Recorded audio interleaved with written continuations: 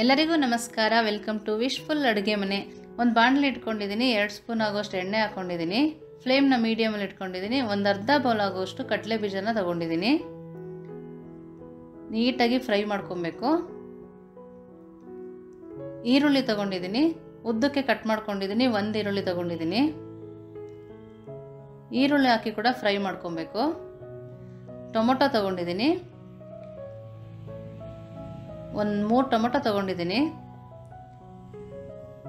Tomato ಹಸಿ ವಾಸನೆ ಹೋಗೋ ತನಕ ಕೂಡ ಫ್ರೈ ಮಾಡಬೇಕು. ಹಸಿಮೆಣಸಿನ್ಕಾಯಿ, ಖಾರ ನೋಡಿ ಹಾಕೊಳ್ಳಿ. ಶುಂಠಿ, ನಾವಿಷ್ಟನ್ನು ಹಾಕಿ ನೀಟಾಗಿ ಫ್ರೈ ಮಾಡ್ಕೊಬೇಕು. ಬೆಳ್ಳುಳ್ಳಿ ಹಾಕ್ಕೊಳ್ತಾ ಇದ್ದೀನಿ.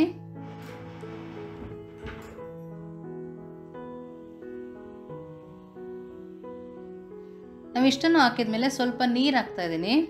ನಾವು ನೀರು ಹಾಕಿ ಇದನ್ನೆಲ್ಲ ಚೆನ್ನಾಗಿ ಕುದಿಸ್ಕೊಬೇಕು, ಆವಾಗಲೇ ಟೇಸ್ಟ್ ಬರೋದು. ನಾವು ಫ್ರೈ ಮಾಡ್ಕೊಳ್ಳೋದ್ರ ಜೊತೆಗೆ ನೀರಲ್ಲೂ ಕುದಿಯುತ್ತೆ ನೋಡಿ. ಈ ಥರ ಕುದಿಸ್ಕೊಬೇಕು, ಚೆನ್ನಾಗಿ ತಿರುಗಿಸ್ತಾ ಕುದಿಸ್ಕೊಬೇಕು. ಸ್ವಲ್ಪ ಜೀರಿಗೆ ಹಾಕ್ಕೊಳ್ತಾ ಇದ್ದೀನಿ. ಹುಣಸೆಹಣ್ಣು ಹಾಕ್ಕೊಳ್ತಾ ಇದ್ದೀನಿ. ನಾವು ಟೊಮೊಟೊ ಹಾಕಿರೋದ್ರಿಂದ ಹುಣಸೆಹಣ್ಣು ಸ್ವಲ್ಪ ಹಾಕೋಬೇಕು. ಕೊತ್ತಂಬರಿ ಸೊಪ್ಪು ಹಾಕ್ಕೊಳ್ತಾ ಇದ್ದೀನಿ. ಕರ್ಬೇವಿನ ಸೊಪ್ಪು ಕೂಡ ಹಾಕೋಬೋದು. ನೀರು ಹಿಂಗ ತನಕ ಕೂಡ ಫ್ರೈ ಮಾಡ್ಕೊಬೇಕು ನೋಡಿ. ಇಷ್ಟು ನೀರು ಕಮ್ಮಿ ಆಗಬೇಕು. ಸ್ಟವ್ ಆಫ್ ಮಾಡಿ ಪಕ್ಕಕ್ಕೆ ತಣ್ಣಗೆ ಹಾಕಿ ಎತ್ತಿಟ್ಕೊಂಡಿದ್ದೀನಿ. ಇವಾಗ ತಣ್ಣಗಾಗಿದೆ, ಮಿಕ್ಸಿಗೆ ಹಾಕ್ಕೊಳ್ಳೋಣ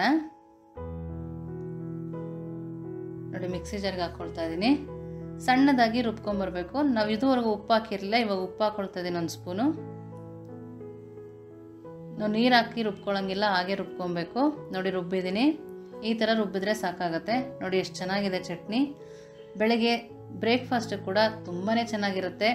ಸಂಜೆ ಕೂಡ ಮಾಡ್ಕೊಬೋದು. ತುಂಬ ಸಾಫ್ಟಾಗಿ ತುಂಬ ಟೇಸ್ಟಿಯಾಗಿರುತ್ತೆ.